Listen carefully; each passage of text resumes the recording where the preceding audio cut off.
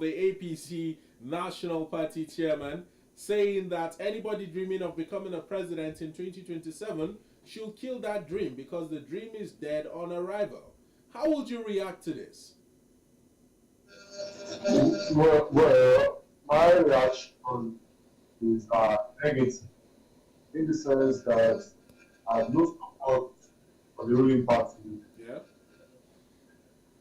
No support for the ruling party because to support the party that has impoverished Nigeria since the election in May 2023, the party that has overburdened Nigeria with all sorts of indiscriminate taxes, from telecom taxes to food VAT increase, bank charges, everything has surged. Security has worsened. So why do I care about the continuation of such a destructive attitude? So I am not concerned about a revolutionary party provide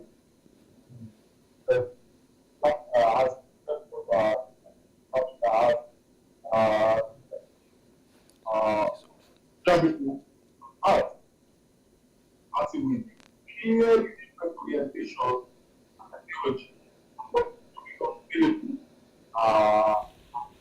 Is Robert, really under the parties. These are political jobbers. They have no interest of the them. They have no vision.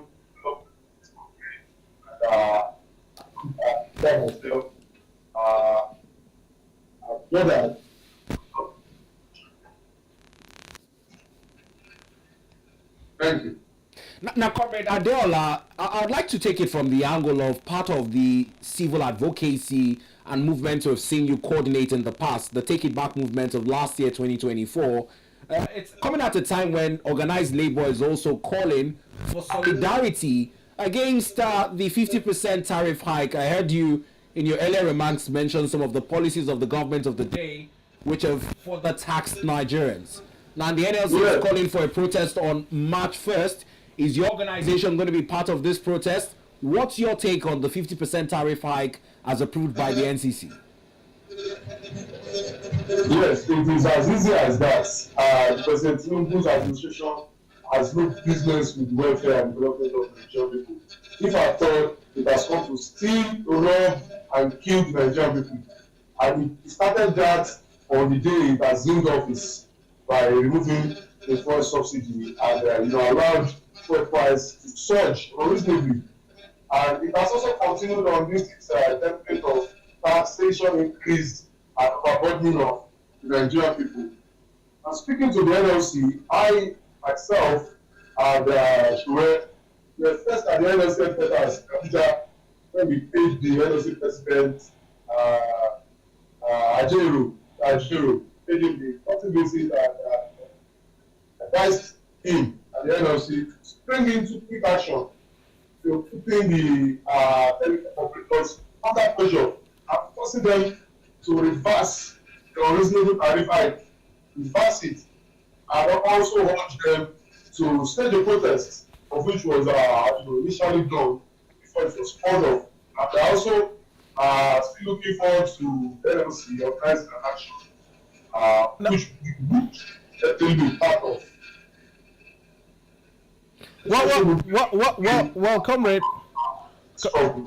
Well, comrade, if you recall very clearly, the negotiation or the argument between the NLC and the telcos was over whether the increase in the tariff should be at 50% or at 10% as proposed by the NLC, and then all of a sudden we see a massive 200% surge in the tariff.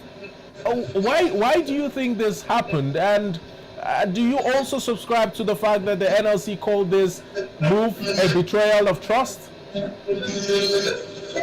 Well, this has only happened in a lawless country as Nigeria, where government has no respect for their people to get for it to be a single crime.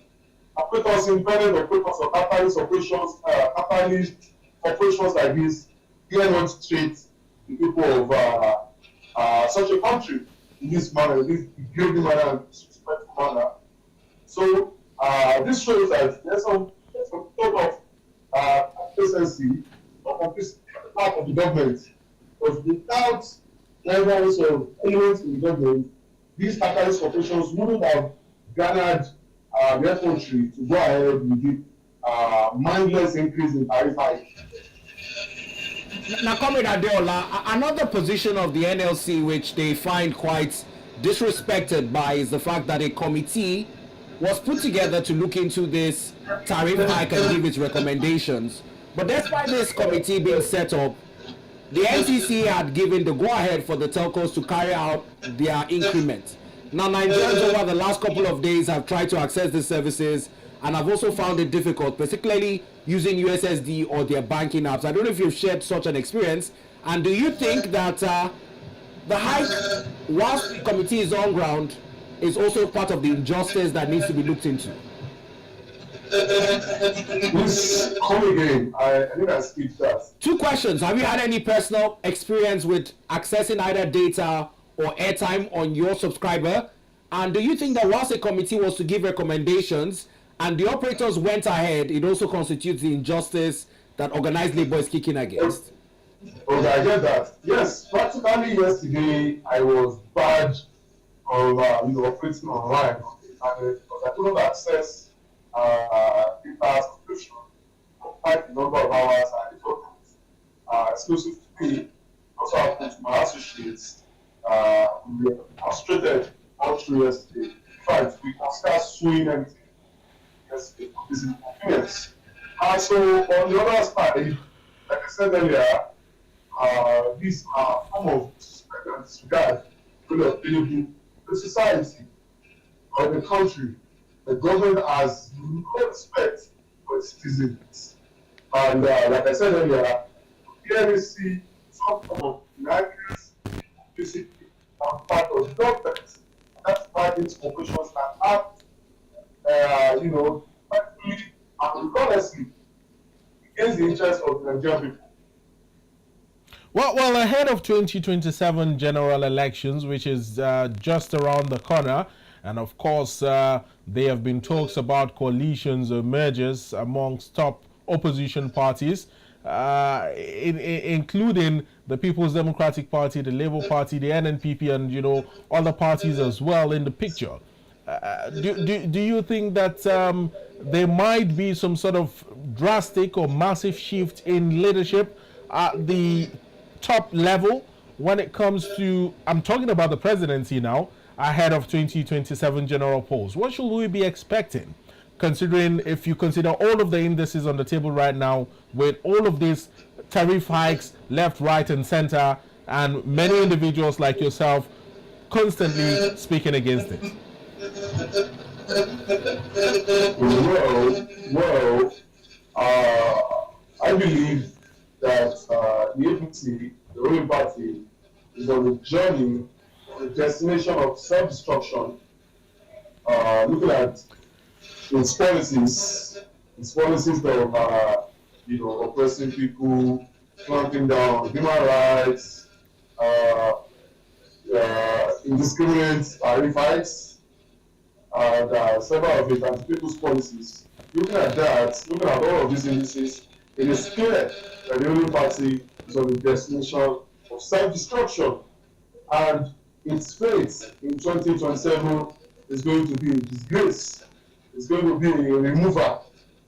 The APC is going to be disgracefully removed from office come 2027, because the people are going to reach an end of this oppression, an end of this overtaxation very soon. Well, when you say oppression, comrade, when you say oppression by the government, can you simplify that? Can you break it down? Because oppression is too holistic a word to nip to the board. What do you mean exactly?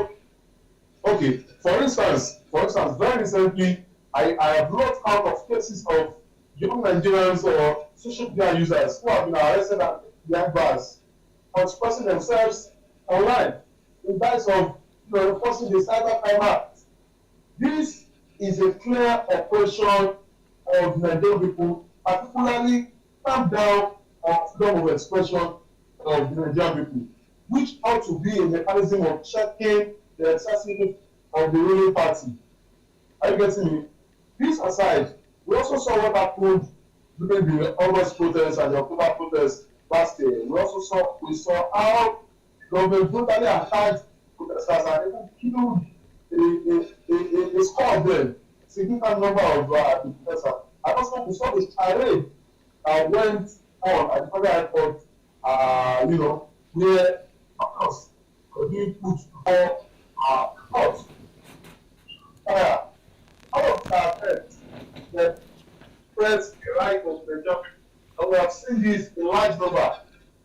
We have also seen the arrest and disappearance of journalists who are critical of the administration. Can you name one or two of such journalists that have disappeared, or even social media activists that have disappeared, in your words, or have been arrested and rearrested over time by the government over these comments that you have mentioned? Olumide Seking is a recent one. Arewa is another recent one. Do you want me to move on? Well, there's also Dan. But I don't think that Shore has disappeared now, has he? And we all know how the reason why the police had invited him. What about Daniel Ojukwu? What about Daniel Ojukwu, who was arrested and detained indiscriminately? What about Seking, who spent over 2 weeks in Kirikiri just for criticizing the police authority?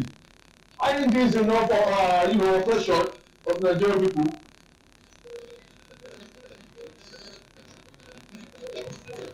And you think that ousting or taking out the All Progressives Congress in 2027 will put an end to all of these vices that you have cited? I'm very certain that there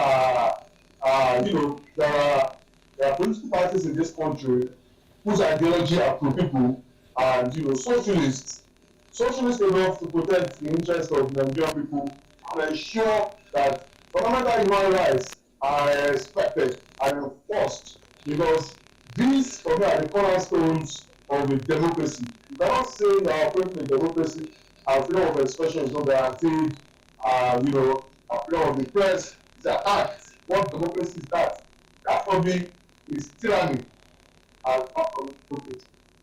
All of these are the reasons why we have disgraced the APC out of office from 2027. Now let's talk about Showore and some of the comments he made in regards to another controversial issue in the news. Is the issue of the IGP's tenure extension.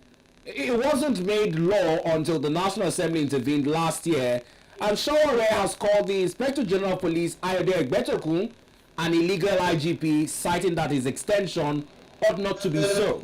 In light of such comments, do you think that the way he was invited and handled by the Nigerian police justifies the comments, or calls to question some of the ways that citizens can hold government institutions accountable for certain decisions? Please come again. My question again is on the comments of Showore as it concerns the IGP's tenure elongation. He has called the IGP illegal. How do Nigerians go about questioning some of these policies of government without falling foul of the law, much like Showore? First of all, I would like to correct you. You made an assertion. You said Showore fell foul of the law. You are in the courts, so you cannot determine, and the matter is still before the court and yet to be determined as to whether Showore has fallen foul of the law. Of course, he is innocent until proven guilty, but as alleged by the Inspector General of Police, who feels that he was infringed upon in terms of the comments made by Shore? That's my question. Yes, I'm only guiding you, and the IGP himself, it's not the court. The IGP might have seen himself as above the law, or as as a chief police officer who can do and undo. But as far as we are concerned in Nigeria today, the IGP is not the court of the law. The IGP himself is subject to the laws of the land, and the IGP cannot determine who has fallen foul of the law. Are you getting me? So, speaking specifically to the issue at hand, the IGP, as far as we know today, is an illegal IGP. Now, those comments on the illegality in line with the decision taken by the National Assembly, he didn't make himself extend the tenure. It was taken to the National Assembly, who passed that bill, and it was assented that his tenure be elongated to 4 years. He was supposed to have retired last year, September. It's the question of who do we take this charge to? Calling him illegal does not solve the case. Rather, how do we approach the National Assembly that has a provision for public hearing in line with such decisions before they are taken? All of these people are complicit. I've always said it. They are complicit. They work in connivance. The IGP, the president, I can tell you, as a matter of fact, the reason for the extension of the tenure of the IGP is simple. It is to criminally aid the second term, the ascension of the president, to the presidency in 2027. It is simple, because the police over time have been used as a tool of rigging elections in this country, and this is what is about to play out in 2027. It is because they need this IGP, this illegal IGP, to do their dirty biddings on 2027. And we also saw what the IGP did for the current administration in 2023 last year, 2024 rather, last year. How the IGP killed peaceful protesters, jailed minors, put young Nigerians before a sham trial.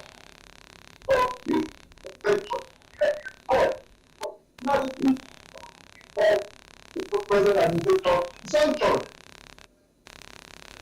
So the saying that we should go after the National Assembly, it's not the IGP, it's not the whatever. I probably agree with you, but what I'm saying is that all of these parties are connivance.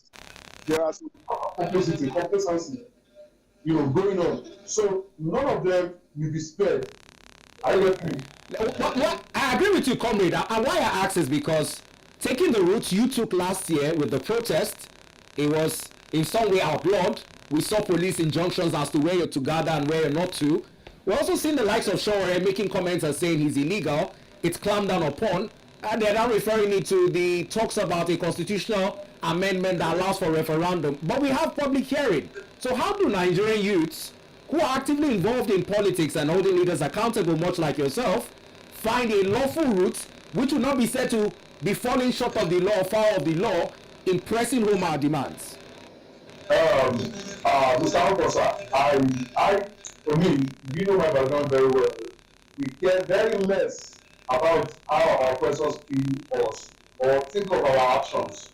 You understand? As a matter of fact, we are not supposed to sit on the table with the courts, our oppressors, and make them feel comfortable.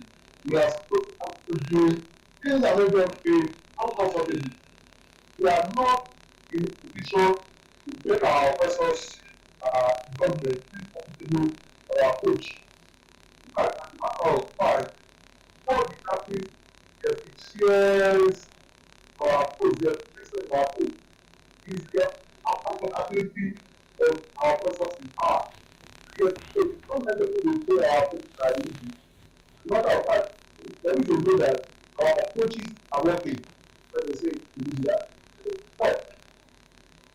Well, you Comrade, you said that you couldn't care less what your oppressors, think of you or how your oppressors view you, that you wouldn't even want to sit at the same table with your so-called oppressors. However, in these protests that have held in recent times across the country, we have seen situations where certain individuals or certain elements sort of take advantage of the protest that your organization or your group, which is the Take It Back movement, is carrying out to perpetrate certain illegal activities within the vicinity of the protest. Do you still think that if you don't checkmate these individuals or these key elements, hold on, let me finish, hold on. If you do not care about what the public or what your oppressors view about you, how about what individuals like us or general public think about those elements within the Take It Back movement who sort of distort the protest? Mr. Anko, you and I know this. As residents of this country, have experienced various events.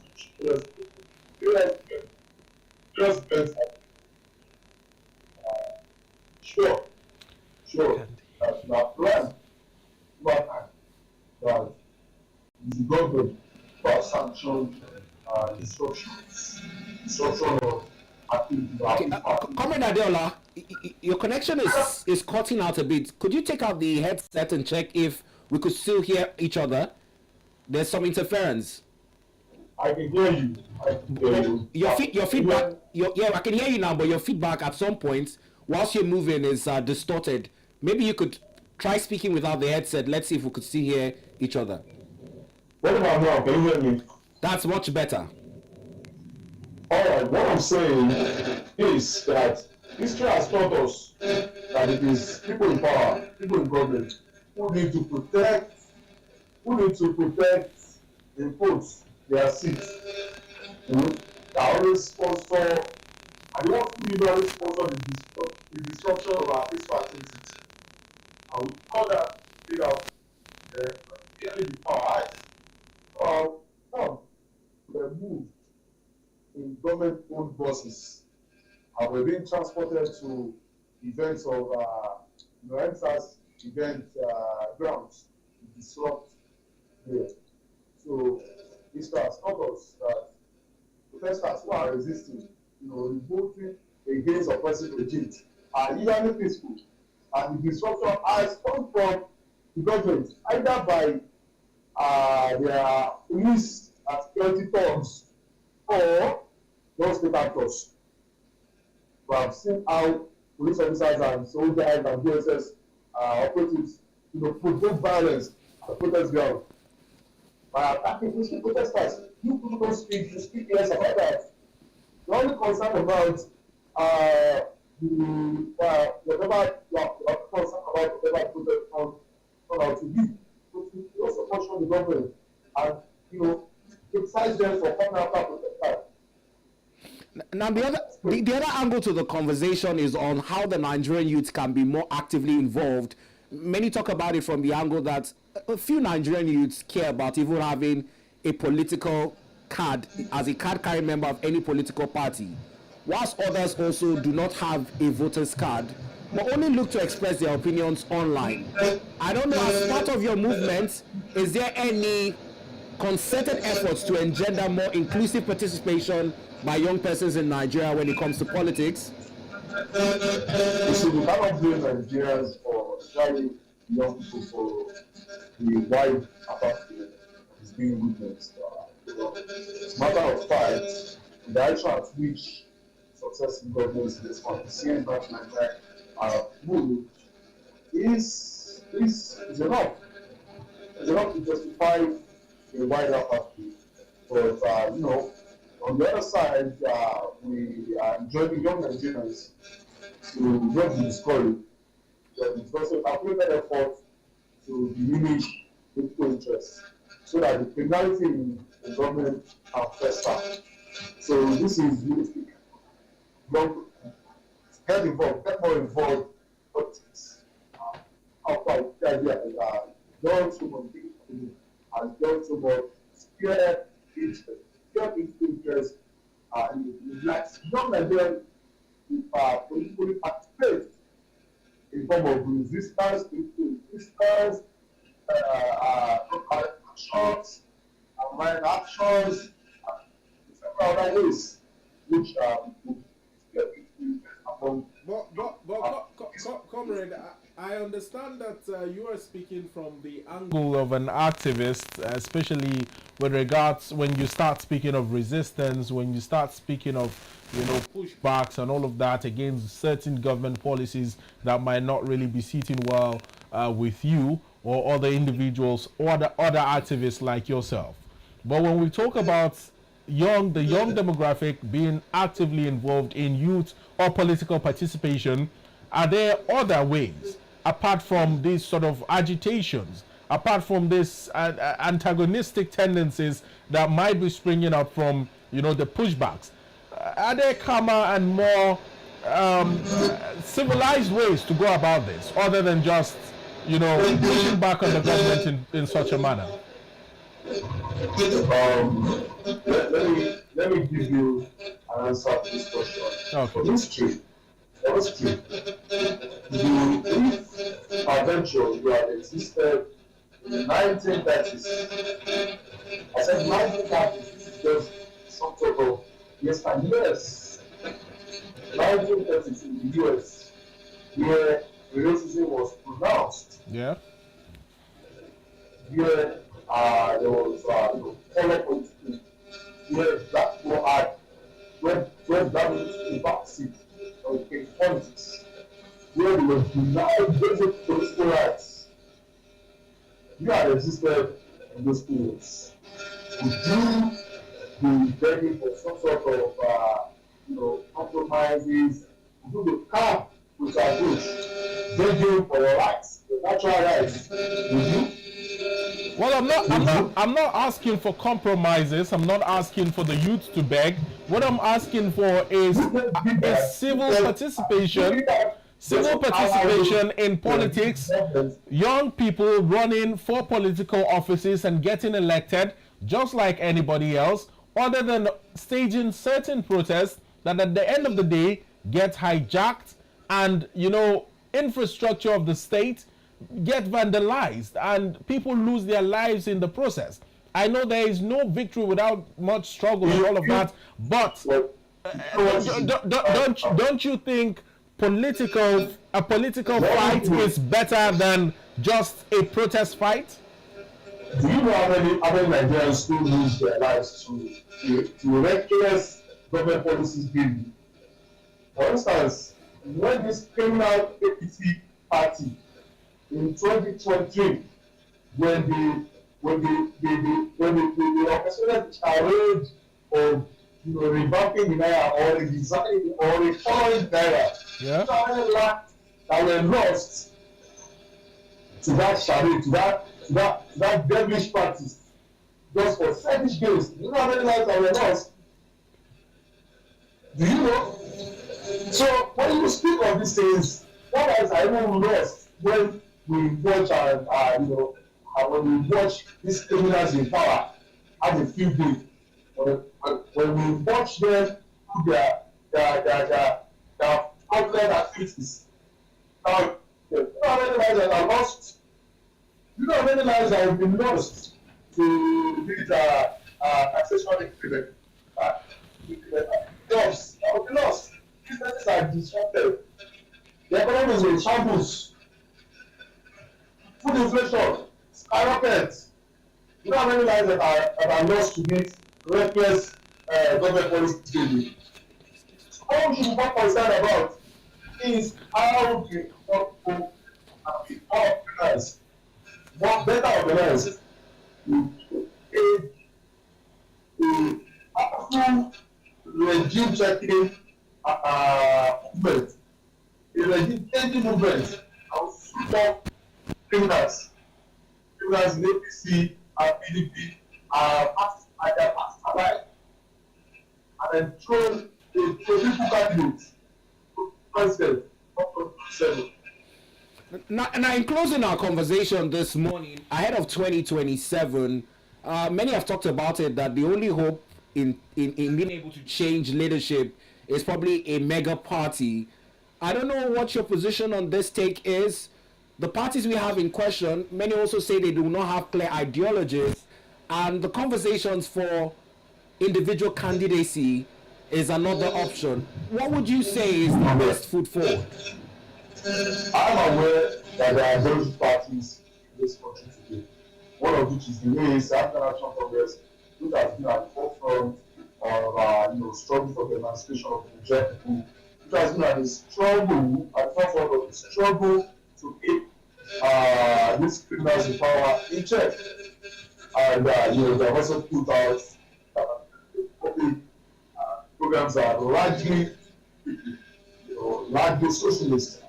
I did the about us have seen about the country the stop supply of national transmission and others alone the debate show that still want to because the national security after Congress as to ensure that there's free education, basic at level, and all of these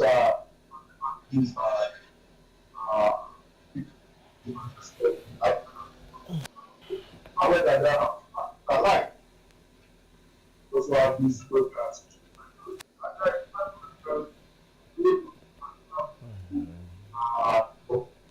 Weeds, love